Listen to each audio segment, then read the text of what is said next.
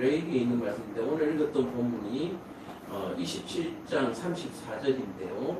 27장 34절 193쪽 구약성경 193쪽에 있는데 이것은 여호와께서 시내산에서 이스라엘 자손을 위하여 모세에게 명령하신 계명이다. 자, 우리가 흔히 계명하면은 뭘 떠올립니까? 십계명 떠올리죠. 계명이라는 이름으로 우리가 성경에 나오는 게 십계명 이렇게 해서 십계명만 생각하시는데 사실은 이 십계명이 이 십계명 안에는 이 성경의 모든 말씀이 다 포함되어 있습니다. 우리는 손가락으로 그냥 5개, 10개 그렇게 생각하시는데 이 10개의 계명 안에는 하나님의 모든 말씀이 다 들어있는 그런 말씀이에요. 그래서 성경에 있는 이 모든 말씀이 계명이다, 율법이다 생각하시면은 틀림이 없습니다. 그래서 내가 10계명에 있는 10개는 내가 다 지켰다라고 얘기를 하시면서 예수님께서도 그렇게 얘기했죠. 내가 계명을 다 지켰다라고 얘기하니까 뭐요? 예수님이 나를 따르라 그랬더니 부자 청년이 고민하더니 다시 집으로 돌아갔다라고 하는 신약 성경의 말씀이 있어요. 무슨 말이냐면은 계명을 지키는 것은 참으로 쉽습니다. 계명을 지키는 건 참으로 쉬워요. 또 어떻게 보면 왜냐하면 이 계명이라는 것이 눈으로 드러나는 그런 계명들이기 때문에 마음으로 지은 죄 또는 조금 전에 말씀드린 것처럼 숨겨버리면 내가 모른 체하고 저 그대로 숨겨버리면 아무도 알 수가 없습니다. 그죠? 자, 그런데 이 계명 나를 따르라 하나님의 말씀대로 지켜서 따르라 그러면은 사람들이 다시 돌아 금방 자기가 나는 계명을 다 지켰습니다 라고 얘기를 해놓고 그럼 나를 따르라 그런데 왜 돌아갔을까요? 이해가 안 되잖아요. 그죠? 자, 그만큼 하나님의 계명을 아주 얄팍하게 그냥 생각하시는 분들이 단순하게 생각하시는 분들이 너무 많더라고요. 자, 여기서 시내산이 주는 의미가 뭐냐? 이 시내산은 무슨 의미가 있을까요? 이 시내산은 모세와 이스라엘 백성들을 하나님께서 만나주신 장소입니다. 지금까지 제사장을 통해서 또는 지도자를 통해서 하나님께서 개인적으로 또는 일반 개인의 개인적으로 이렇게 만나주신 적은 있지만 이렇게 모든 사람들을 다 모아놓고 모든 사람 앞에 나타난 것은 시내산에서가 처음이다라고 얘기를 하는 거예요. 물론 시내산에서 뭐 어떤 모양으로 나타난 건 아니에요. 구름 속에서 우리와 같은 소리로 번개로 그렇게 하나님이 계시하시면서 나오셨는데 말씀하셨는데 어쨌든 이 시내산이 주는 의미는 뭐냐면은 우리 모두가 하나님을 인정하는 장소입니다. 하나님께 충성을 맹세한 장소, 약속의 장소 그렇게 말씀드렸습니다. 자, 그동안에 하나님께서 늘 말씀하시면서 어떤 말씀하시냐? 내가 너희 조상들과 한 약속이 있고 또는 창세전에 하나님께서 혼자서 모든 일을 창조하시면서 혼자 약속하신 것도 있어요. 그래서 이 혼자 약속하신 것을 묻어두지 아니하고 누구와요? 아브라함과 모세와 내가 이런 약속을 했는데 내가 너희 앞에서 지키겠다라고 어떻게 보면은 지켜도 그만 안 지켜도 그만이죠. 우리는 그냥 피조물에 불과해요. 먼지에 불과한 우리에게 내가 이런 약속을 했는데 내가 지키겠다라고 약속을 한 거예요. 그러면서 그 모든 약속들을 한 개인에게가 아니라 이스라엘 전체에게 나타나서 자신을 증거해 보인 바로 그 장소가 시내산이다. 그런 거예요. 그러므로 오늘 저와 여러분들이 수천 년 전에 있었던 일이지만 우리가 이 모든 사실을 그대로 받아서 인정하는 거예요. 이해가 되시죠? 자, 대한민국이 우리나라 땅이에요. 우리나라 땅, 나한테 문수 같은 게 없잖아요. 그죠? 근데 우리 조상 때부터 여기 우리가 살았다는 거예요. 그죠? 그거하고 똑같은 거예요. 그대로 우리가 승계하고 받는 겁니다. 그러므로 시내산에서 하나님을 만났던 이 모든 사건들에 대해서 우리가 그대로 승계하고 받아들이는, 인정하는 바로 그것이 바로 하나님의 백성의 가장 첫 번째 기본이에요. 기본. 이것을 인정하지 아니하면 어떻게 됩니까? 모든 것을 부정하게 됩니다. 저들은 나의 조상도 아니고 저는 하나님은 나의 신도 아니고, 그러므로 내가 그들의 모든 계약 조건에 대해서 내가 따를 필요가 없다. 율례와 법도를 따를 필요가 없다라고 나오는 거예요.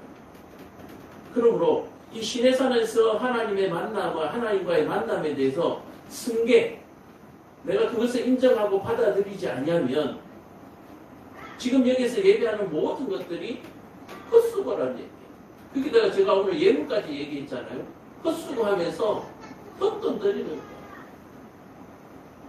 그래서 우리가 성경을 바라보면서 우리가 하나님을 믿기를 오늘 이 시내산에서 만났던 우리의 믿음의 조상들이죠. 우리의 믿음의 조상들의 그 모든 그 사실 증거들을 우리가 그대로 승계하고 받아들일 수 있는 그런 믿음이 저와 여러분들에게 있기를 간절히 축복합니다.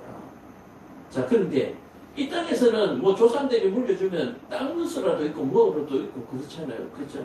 근데 오로지 하나님은 말씀으로만 이 모든 것들을 남기셨다라고 얘기를 하는 거예요. 그러므로 말을 믿지 않으면 아무 소용이 없죠. 왜? 문서가 없으니까. 자, 그런데 그 말씀을 우리가 성경으로 기록으로 남겨두셨잖아요. 그렇죠? 그래서 이 말씀은 지금 우리가 우리말로 한글로 번역되어져 있지만 원문 성경으로 그대로 존재하고 있으며 그 원문 성경을 중심으로 지금 전 세계의 언어로 다 번역되어 있어요. 자, 그러므로 영어로 보든지 한글로 보든지 뭐 일본어로 보든지 똑같은 원문 성경에서 비롯되었기 때문에 그것이 잘못될 수가 없다. 근데 가짜 성경들이 있습니다. 그래서 가짜 성경들만 조심하시면은 하나님의 말씀을 우리가 지금 이 시대에는 그대로 바로 만나볼 수 있다라고 얘기하는 거예요. 그러므로 성경을 대한다라고 하는 것이 뭐예요? 곧 하나님 앞에 대하는 거예요. 그래서 성경을 볼 때 부정한 마음으로 그렇게 보시면 늘 하나님을 거룩하게 우리가 경외하면서 하나님을 보듯이 봐야 돼요. 그렇다고 해서 이거 막 받들고 불러 태우면 안 되고 뭐 때도 묻히면 안 되고 이런 것이 아니라 늘 말씀을 대할 때는 그것을 온전히 내가 100% 받아들이겠다라고 하는 그런 마음으로, 그런 마음의 자세로 우리가 성경을 대해야 한다. 성경의 말씀은 한 점 한 획도 오류가 없다. 그래서 지난번에도 말했죠. 하나님은 무조건 옳다. 무조건 옳은 거. 하나님 내가 생각해 볼게요. 이런 거 없어요. 하나님 말씀하시면 그게 옳고 그대로가 맞아요. 이해가 되죠. 그래서 지난번에 내게 일어나는 모든 사건과 사고는 옳다 안 옳다? 옳다라고. 내게 일어나는 모든 악한 일들 그것은 뭐다? 옳다라고 얘기해요. 옳다. 그래서 그거 부정하시면 안 돼요. 왜 내한테 이런 일은 저와 여러분들에게는 없기를 바랍니다. 내게 이런 일이 일어난 이유가 있어요. 그것이 내 잘못이든지 이 나라의 잘못이든지 내게 이 일이 일어난 것은 이유가 있어요. 그러므로 이 일을 통해서 하나님께서 그 뜻을 이루시기를 원하는 게 우리의 마음이다라고 얘기해요. 우리의 믿음이다. 이해가 되세요? 하나님께서 이 일을 통해서 지금 하려고 하는 계획이 있다는 거예요. 그러면 그 계획이 이루어지도록 예수님께서 십자가에 달리셨습니다. 달리시기 전에 예수님 무척 무서워하시고 두려워하셨습니다. 그런데 두렵지만 이 일이 하나님의 계획이고 이 일을 통해서 하나님이 하시려고 하는 일이 있다면 확실하게 기꺼이 내 몸을 내어드리겠다는 얘기예요. 그래서 우리 삶 속에서 일어나는 모든 사건과 사고도 마찬가지입니다. 이 일이 일어난 것이 내 잘못이든 내 잘못이 아니든 일어난 이유가 있고 내 잘못이면 깨닫게 하실 것이고 내 잘못이 아니면 나를 통하여서 그것을 바로 잡으려고 하는 거예요. 나를 통하여서. 또 예를 들어서 뭐 이런 거죠. 사기를 당했어요. 사기 당한 일은 내한테 굉장히 나쁜 일이죠. 그런데 왜 내게 일어났느냐? 나를 통해서 이 사기꾼을 잡으려고 하시는 거예요. 더 이상 사기 치지 못하도록 하시려고 하는 거예요. 그리고 또 이 일은 뭐예요? 내가 사기를 당했어요. 그죠? 그러면 하나님께서 회복시켜 주시려고 나를 통해서 그 일을 하시는 거예요. 내가 교통사고가 났습니다. 그러고 나서는 어떤 일이 발생했습니까? 그 애 이름이 뭐죠? 그 법이 생겼잖아요. 제 생각이 안 나요. 어? 언실법, 그렇지. 무슨 말인지 아시겠죠?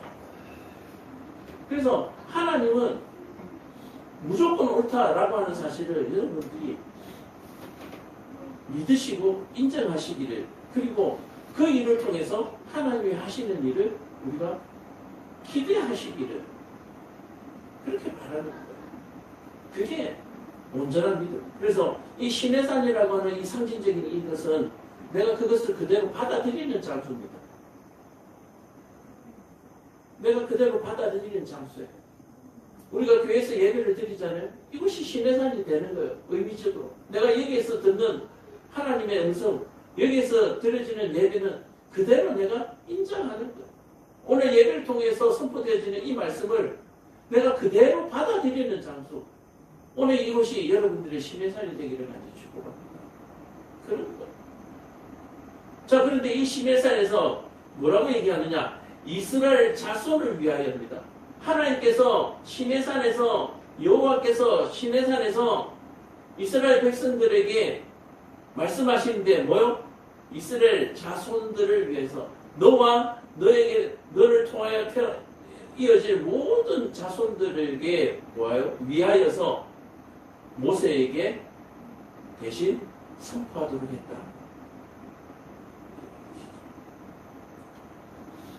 자, 그래서 그렇게 내려진 말씀, 계명이기 때문에 우리는 뭐요? 반드시 지키고 따라야 한다. 그리고 이 계명에는 뭐요? 결코 불의가 있을 수 없다라고 얘기를 하고 있습니다. 자, 그래서 여호와를 인정함. 오늘 저와 여러분들이 예배를 드리는 것은 여호와를 인정하는 행위 중에 하나입니다. 예배를 드린다고 해서 여호와를 완전히 인정하는 것은 아니지만 예배에 나오는 그 자체를 인정하는 모습으로 우리가 보여지는 것으로는 바로 인정함의 증거다라고 얘기해요. 그래서 예배 가운데 나와서 그 마음이 콩밭에 가가 있는지는 사람으로서는 아무도 모릅니다. 그런데 하나님은 아세요. 콩밭에 나가 있는지 배추밭에 나가 있는지. 그래서 예배를 드리는 이 자체는 여호와를 인정하는 행위. 그래서 예배하는 자들을 하나님께서 사랑하시고 예배하는 자에게 하나님께서 복을 주신다라고 얘기를 하는 거예요. 자, 그래서 어디든지 우리가 삶 속에서 하나님의 말씀을 실천하면 그것이 바로 산 예배가 되는 줄로 믿으시기를.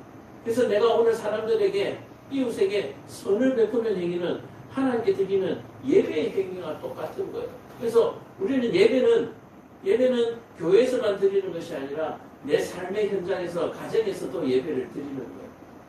그래서 가정에서나 어디서나 그 말하는 것이나 행동하는 모든 것들이 선하고 거룩해야 된다라고 얘기를 하는 거예요. 농담으로라도 우리는 하지 않기로 해요. 농담으로는 하죠. 장난이야. 그런 어떤 장난조차도 우리가 거룩하게 우리의 삶을 가르쳐요. 그러면 너무 삶이 각박하지 않을까요? 라고 얘기하지만 하나님이 창조하신 이 세계가 그렇게 각박한가요? 아름답고 촉촉하고 부드럽고 그렇지 않아요? 이 세상이? 그죠?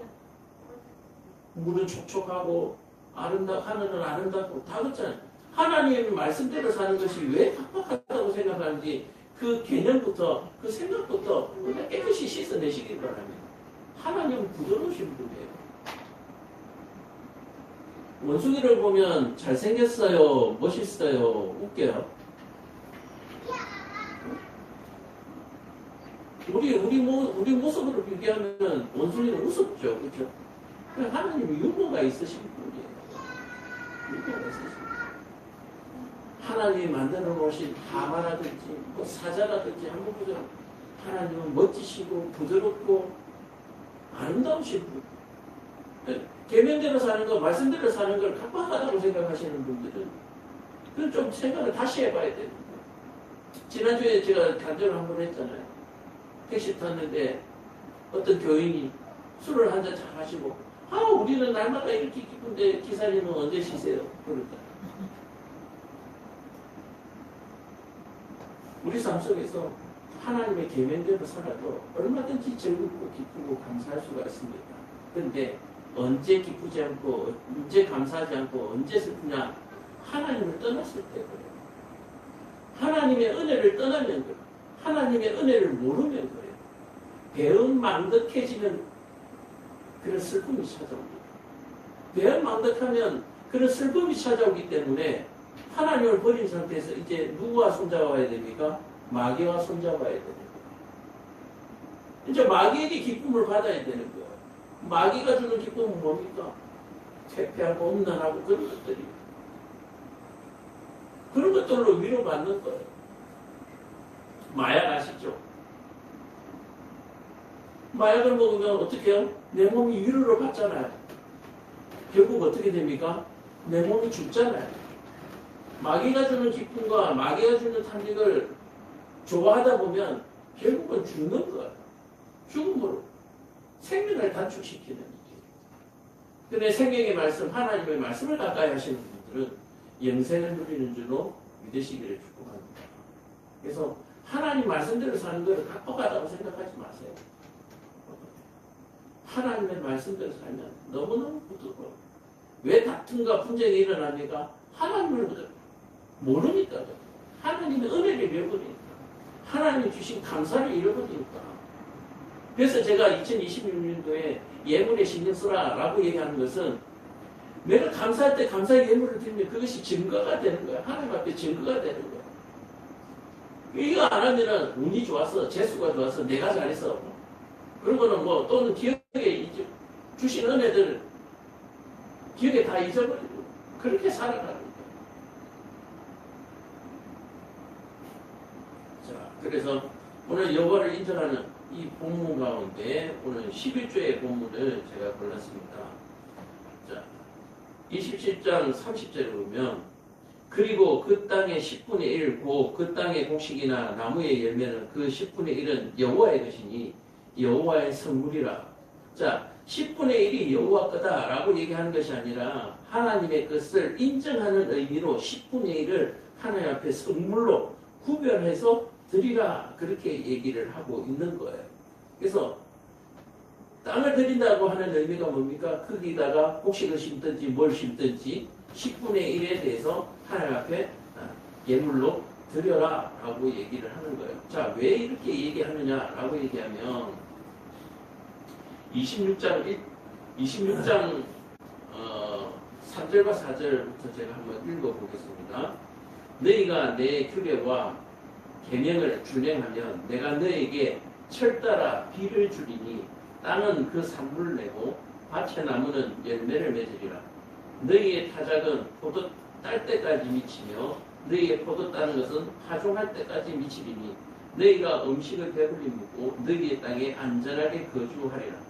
내가 그 땅에 평화를 줄 것인즉 너희가 누울 때 너희를 두렵게 할 자가 없을 것이며 내가 사나운 짐승을 그 땅에서 제할 것이요 칼이 너희의 땅에 두루 행하지 아니할 것이며 라고 하나님께서 하나님의 계명을 따르는 사람들에게 이런 상을 주시겠다고 말씀하고 계세요.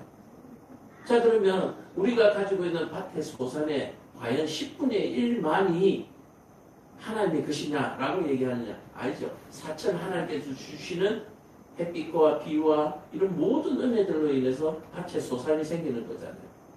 그것을 너희가 믿는다면 10분의 1을 나에게 바치라, 드리라 라고 얘기하는 거예요. 자, 그리고 또 만일 어떤 사람이 그의 11조를 물으려면 그것에 5분의 1을 더할 것이다. 이게 요즘 얘기를 하면 대출 받았을 때 이자 개념으로 보시면 되는데 예를 들어서 이런 거예요. 오늘 요번에 뭐 예를 들어서 새끼를 10마리 낳았어요. 소가 새끼를 10마리 낳았어. 그래서 하나님 앞에 요 놈을 10마리 중에 하나를 드리겠다고 딱 집어놨을 거 아니에요. 딱 따로 딱 구별해서 드렸는데 이걸 드리려고 하니까 뭐요? 아까운 거야. 보니까 하나 빼놨는데 원래 제일 좋은 것을 드려야 되는데 어떻게 하다 보니까 조금 덜한 걸 뽑아놨는데 나중에 보니까 그놈이 대기 만성이 되는 거야. 자, 그럴 때는 뭐요? 5분의 1, 20%죠. 20%를 더 붙여서 하나님께 물러라 라고 얘기를 하는 거야. 재밌죠? 그러면 그렇게 하면 사람들 욕심이 어때요? 그냥 그대로 주겠어요? 20% 붙여서 다른 거 주겠어요? 그죠? 자, 그래서 하나님께서 물을 때는 거기에 대한 이자도 받으신다라고 얘기를 하는 거예요. 자, 그래서 모든 소나 양의 11조는 목자의 지팡이 아래로 통과하는 것에 10번째 것마다 여호와의 성물이 되리라. 그래서 뭘 드릴까 고민하는 이 목자들에게 뭐요? 양이 이제 집에 밤 되면 들어갈 거 아니에요. 들어갈 때 작대기를 딱 이렇게 놓고 양들을 몰아 넣을 거 아니에요. 그럼 작대기 밑에 하나, 둘, 셋, 넷 들어가다 10번째 요 놈, 또 10번째 요 놈. 그렇게 해서 하나님 앞에 구별하여야 돼요. 이 구별해서 드리는 법을 얘기를 하는 것이거든요. 그래서 우리가 12조를 드릴 때도 보면은 우리가 예를 들어서 월급을 타잖아요. 월급을 타면은 다 쓰고 남은 것을 드리는 것이 아니고 딱 월급을 타면 바로 12조를 딱 떼서 하나님 앞에 드리고 나머지를 쓰는 거예요. 그래서 또 마찬가지 뭐 감사의 예물도 마찬가지예요. 감사의 예물도 그냥 오늘 교회 오는데 기분이 좀 괜찮네. 그래서 지갑에서 쓱 꺼내서 드는 것이 아니라 미리 내가 이번 주에 받았던 은혜와 감사 그게 대해서 내가 책정을 해서 성경책이라는 데 딱 끼워서 그렇게 해서 교회에 나오는 또 흥금봉투에 넣어서 그렇게 나오는 그래서 쓰고 남는 것을 드리는 것이 아니라 먼저 구별하여 먼저 드리는 것이다. 항상 하나님 앞에 예물을 먼저 드리는 거예요. 자, 그런데 드리려고 하면은 먼저 받아야 되잖아요. 그렇죠? 그러니까 받은 것을 선별해서 먼저 드리는 거니까 결코 손해보는 장사는 아니다 라고 얘기를 하는 거예요. 자, 그 우열을 가리거나 바꾸거나 하지 말라. 바꾸면 둘 다 거룩하리니 무르지 못하리라. 자, 아까 말했죠. 10번째 지나가는 것이 하나님께 드릴 예물인데 또리또다를 한 놈이 10번째로 들어가는 거야. 근데 그걸 뭐하다? 바꾸지 못한다. 근데 바꾸다가는 어떻게 해요? 그 바꾼 놈하고 둘 다 하나님 앞에 드려야 된다. 라고 얘기를 하는 거예요. 자, 이것은 시내산에서 이스라엘 자손을 위하여 누구를 위하여? 우리를 위하여 이스라엘 자손을 위하여 명령하신 계명이다. 계명은 무조건 옳고 무조건 지켜야 하는 것이다. 라고 얘기를 하는 거예요. 자, 그래서 하나님 앞에 드리는 모든 예물은 거룩하다. 그래서 이 예물이 거룩하기 때문에 우리의 삶이 뭐하게 된다? 거룩해진다라고 얘기를 하는 겁니다. 그래서 아까 말씀드린 대로 하나님 앞에 이렇게 구별하는 이 마음이 지금 거룩한 마음이잖아요. 근데 그걸 바꾸려고 하고 이걸 빼돌리려고 하고 그러면 이 계명을 지키지 않음으로 말미암아서 내 삶도 내 생각도 내 몸도 모두 다 뭐하게 됩니까? 부정하게 되는 거예요. 그래서 내 몸을 우리를 거룩하게 하는 모든 행위가 하나님 앞에 온전히 바로 드려질 때에 우리의 삶도 거룩해질 수 있다라고 하는 사실을 여러분들 꼭 기억하시고 하나님을 인정하는 그러한 삶이 되기를 이제 축복합니다.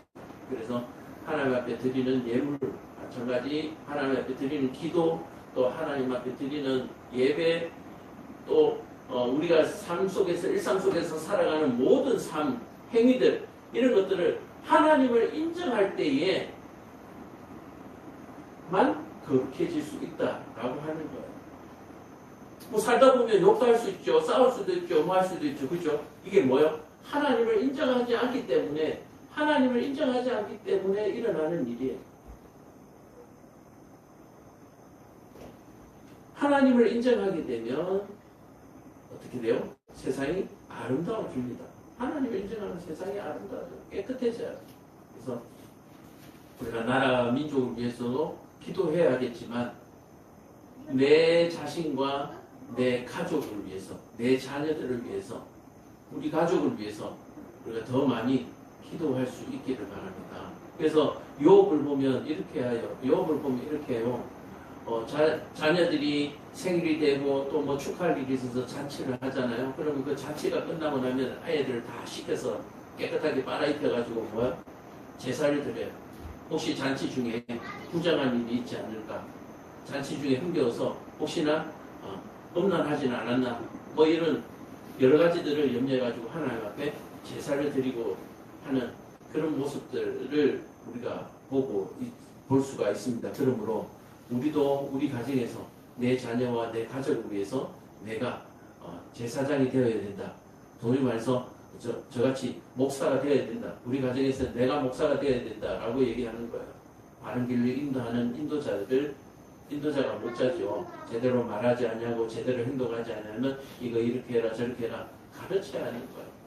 자, 그렇다면 그 자녀들이 내 엄마를 내 아빠를 인정하면 말을 듣겠죠. 근데 이것들이 아빠를 아빠로 엄마를 엄마를 인정하지 않으면 지 아래로 생각하면 그때부터 말을 안 듣는 거예요. 그죠?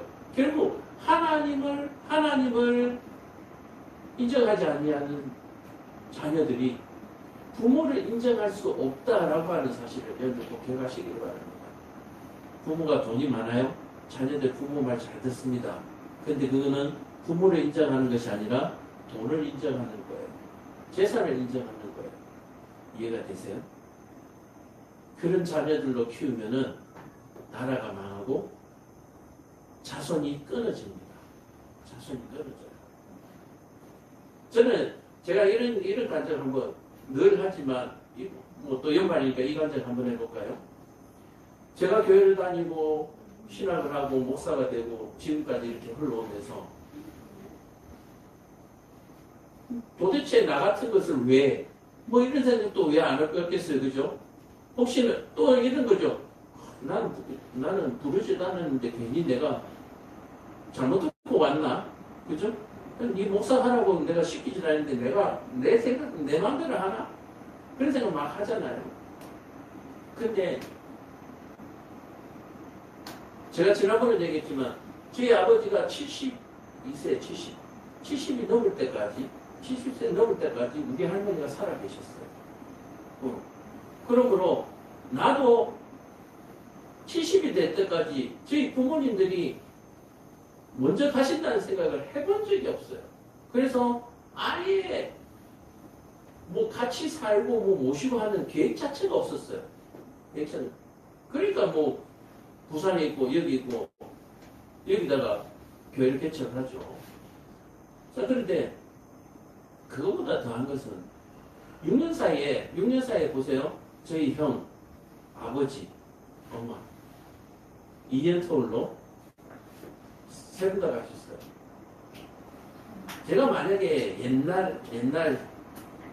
옛날로 돌아간다면 내가 지금 어떻게 살고 있을까 싶은 생각이 문득문득 드는 거예요. 윤 선생님, 저 엄청 술 좋아했거든요. 그냥 뭐 양주 한두 병 그냥 앉은 자리에서 까요. 이런 일이 발생했을 때 제가 그때 시절로 갔다면 그렇게 쉽게 이렇게 헤어나지는 못했을 것 같아요.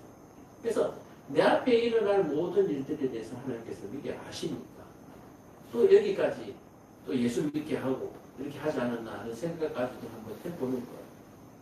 그래서 하나님이 나를 이곳으로 인도하신 데는 또 이유가 있는 거예요. 그렇죠? 그러니까 이유가 있으니까 그냥 저는 따라가는 거예요. 오늘 김대기 선생님도 마찬가지고 김준 선생님도 마찬가지고 나를 여기까지 인도하신 이유는 하나님이 알고 계시는 거예요. 그리고 오로지 하나님을 통해서만 우리가 일어날 수 있는 모든 문제를 해결해 나갈 수 있다. 그래서 여기 오늘 읽었던 본문이 뭡니까? 이스라엘 자손을 위하여, 나를 위하여, 우리를 위하여 오늘 이것으로 인도하신 줄을 믿으시기를 축복합니다. 그래서 그 은혜에 여러분들이 반응하시라. 그 은혜에 여러분들이 감사하시라. 그런 얘기를 합니다. 그래서 오늘 읽었던 본문이 27장인데 26장을 한번 읽어보세요. 26장을 읽어보면 왜 그렇게 반응해야 되는지에 대해서 간략하게 정리를 해놨고, 만약에 그렇게 하지 않았을 때에는 내게 일어날 수 있는 어떤 일들이 있는가라고 하는 것. 그래서 26장에는 상과 벌이 있습니다. 그러니까 여호와 하나님을 인정하는 사람에게 주시는 상과, 여호와 하나님을 인정하지 않는 놈들에게 주는 벌이 기록되어져 있고, 그래서 27장에 보면은 여호와 하나님의 일한 모든 것에 대해서 인정하고 어떻게 반응해야 될지에 대해서 27장에 기록해 놓았다라고 얘기하는 거예요. 그래서 참고로 27장 26절을 보면 이런 거예요. 처음 난 가축에 대해서 하나님께서 주신 계명입니다. 법이에요. 오직 가축 중에 처음 난 것은 여호와께 드릴 첫 것이라. 소나 양은 여호와의 것이니 누구든지 그것으로는 성별하여 드리지 못할 것이며, 만일 부정한 짐승이면 내가 정한 값에 그 5분의 1을 더하여 물을 것이요, 만일 물으지 아니하려면 내가 정말 값대로 팔지니라. 그렇게 해서 처음 난 것에 대해서 어떻게 처리해야 하고 어떻게 하나님 앞에 감사해야 하고 반응해야 되는지 그렇게 기록되어져 있습니다. 자, 28절을 보면 어떤 사람이 자기 소유 중에서 오직 여호와께 온전히 바친 모든 것은 사람이든지 가축이든지 기업에 바치든지 팔지도 못하고 무르지도 못하느니 바친 것은 다 여호와께 지극히 거룩함이며 온전히 바쳐진 그 사람은 다시 무르지 못하느니 반드시 죽을지니라. 자, 그래서 바친 것에 대해서 부정하면 결국 죽음으로 가는 이런 모습까지도 볼 수가 있습니다. 그래서 앞에 26장에 보면 상과 벌에 대해서 나오는데 그것을 잘 읽어보시면은 잘 알 수가 있습니다. 그래서 말씀을 한번 마무리하겠습니다. 2025년을 우리가 1년을 살면서 하나님의 은혜를 얼마나 깨달았고, 또 하나님의 은혜를 깨달은 그 은혜를 내가 어떻게 반응하면서 살았는가. 내가 반응을 하지 않았다라고 얘기하는 것은 깨달음이 없다는 얘기일 수도 있고, 깨달았는데도 반응하지 않았다면 오늘 읽었던 28절과 29절과 같은 상황이 우리에게 닥칠 수도 있다라고 얘기를 하는 거예요. 그래서 우리는 늘 하나님 앞에 받은 대로 우리가 반응하면서 또 감사하면서 그렇게 살아가야 되는 그런 존재다라고 말씀을 드립니다. 그래서 교회는 말씀을 빼고 전할 수는 없잖아요. 그래서 빼지 않냐고 그냥 그렇게 좀 무겁지만 전해봅니다. 교회에서 이 헌금 얘기, 예물 얘기 굉장히 무겁고 그렇거든요. 그런데 안 하면 반응하지 않으면 복을 못 받으니까, 거기에 대해서 복을 못 받는다는 게 뭐 가난해지고 뭐 이런 거 아니에요. 뭐 하나님을 모르는 그 상태가 그냥 복을 못 받은 상태니까 하나님을 더 깊이 알아갈 수 있는 그런 은혜가 말씀을 통해서 오늘 저와 여러분들에게 있기를 간절히 축복합니다. 기도하겠습니다. 사랑이 많으시고 은혜가 많으신 아버지 하나님, 오늘 하나님을 인정하는